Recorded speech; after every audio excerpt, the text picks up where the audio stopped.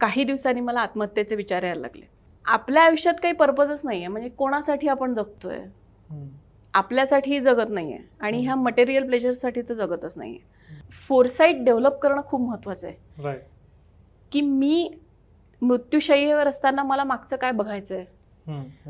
तर माझ्या मृत्यूशय्येवर असताना माझ्यासाठी काही गोल्स मी डिफाईन केले, की हिने 1 मिलियन झाडं लावली, हिने दिव्यांग लोकांसाठी काहीतरी सबस्टॅन्शियल काम केलं, हे असं असं काय काय काय काय गोल्स मी डिफाईन करत असते. माझा जन्म 1981 साली आनंदला झाला.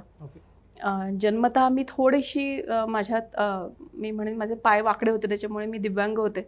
पण मग ते हळूहळू करेक्ट झाले.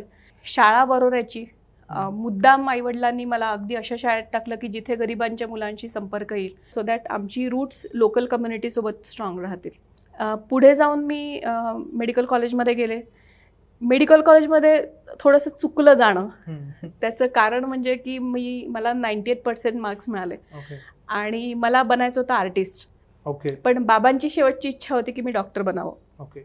आर्ट स्कूलनी मला ॲक्सेप्ट केलं नाही बिकॉज मी ओव्हर क्वालिफाईड होते.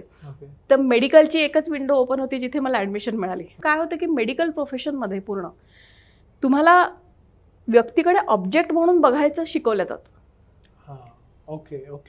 तुम्ही सब्जेक्ट म्हणून बघू शकत नाही, तुम्ही त्या व्यक्तीला इमोशन्स अटॅच करू शकत नाही. बऱ्याच लोकांशी बोलले आणि असं लक्षात आलं की माझ्या वडिलांच्या अंडरच जर मी काही वर्ष काम केलं तर कदाचित आयुष्याचा पर्पज मिळेल. तर तो पर्पज फाइंड आउट करण्यासाठी मी आनंदवनात जॉईन झाले. फॉर्च्युनेटली जोडीदार मला असा मिळाला की जो मला आनंदवनात राहून काम करायला तयार झाला, गौतम सारखा. त्यामुळे आयुष्य सुरळीत झालं आणि आज छान काम होतंय असं मला वाटतं. तेव्हा गौतम कॉर्पोरेटमध्ये काम करत होता. तो श्रीलंकेला होता तेव्हा. तर आम्ही श्रीलंकेला गेलो. 7 star resort, beach resort, swimming pool, खायला सगळं, मोठे मोठे TV आणि व्हिडिओज, सगळं अंडर वन रूफ. 8 दिवस झाले, 10 दिवस झाले.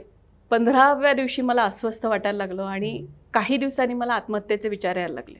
मला कळे ना हे काय होतंय. आणि नंतर असं लक्षात आलं की ही सगळी सुख पायाशी लोळण घेत असताना आपल्या आयुष्यात काही पर्पजच नाहीये, म्हणजे कोणासाठी आपण जगतोय, आपल्यासाठीही जगत नाहीये आणि ह्या मटेरियल प्लेजरसाठी तर जगतच नाहीये.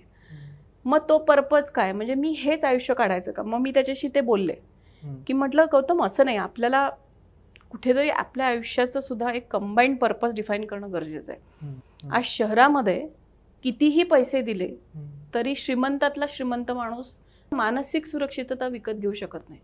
मला स्त्री म्हणून त्या एका टिपिकल चौकटीत बांधून राहणं आवडणार नाही. ते स्वातंत्र्य